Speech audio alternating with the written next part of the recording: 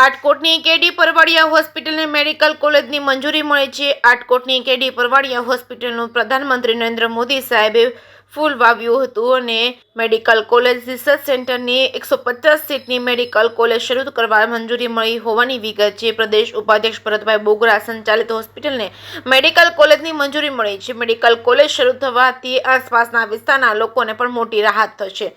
Medical college શરૂ થવાથી શિક્ષણ અને રોજગારીની નવી તકો ઊભી થશે। મેડિકલ કોલેજને મંજૂરી મળતા લોકોમાં ભારે ઉત્સાહ જોવા મળ્યો છે। પ્રધાનમંત્રી નરેન્દ્ર મોદી સાહેબનો આભાર માન્યો હતો। આટકોટના ગામના લોકોએ પ્રદેશ ઉપાધ્યક્ષ ભરતભાઈ બોગરાનું સન્માન કર્યું હતું। જે.કે. સિંહ ગુજરાતી સાથે કરશન બામટા, આટકોટ।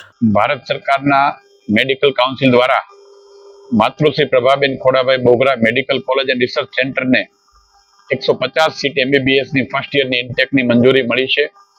હું દેશના વડાપ્રધાન આદરણીય નરેન્દ્રભાઈ મોદી સાહેબનો હૃદયથી આભાર માનીશ। મુખ્યમંત્રી ભૂપેન્દ્રભાઈ પટેલ સાહેબનો આભાર માનીશ। CR પાટીલ સાહેબ અને JP નડ્ડા સાહેબનો આભાર માનીશ કે ગ્રામ્ય લેવલમાં આટલી મોટી સુવિધા અપાવવા માટે અમને એમનો નિરંતર સહકાર મળતો રહ્યો છે।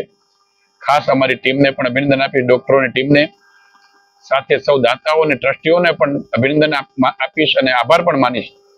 આ પંથકના લોકોનો પણ આભાર માનીશ કે 3 વર્ષમાં 3 લાખથી વધારે લોકોને સારવાર કરવામાં અમે સફળ થયા। 3 વર્ષ પહેલા આદરણીય નરેન્દ્રભાઈ મોદી સાહેબ દેશના વડાપ્રધાને લોકાર્પણ કરેલી આ હોસ્પિટલ KDP હોસ્પિટલ આજે મેડિકલ કોલેજ સુધી પહોંચી છે। એ યાત્રામાં સહયોગ આપનાર સૌ કોઈનો હૃદયથી આભાર માનું છું અને અમારા માટે આજે ખુશીનો દિવસ છે અને આજના દિવસે સૌ ડોક્ટરોની ટીમને પણ મેં સંકલ્પબદ્ધ કર્યા છે કે આવનારા દિવસોમાં આ સંસ્થા આરોગ્ય ક્ષેત્રે એક મોટું વટવૃક્ષ બને એ પ્રકારની મહેનત કરશે। સૌનો આભાર।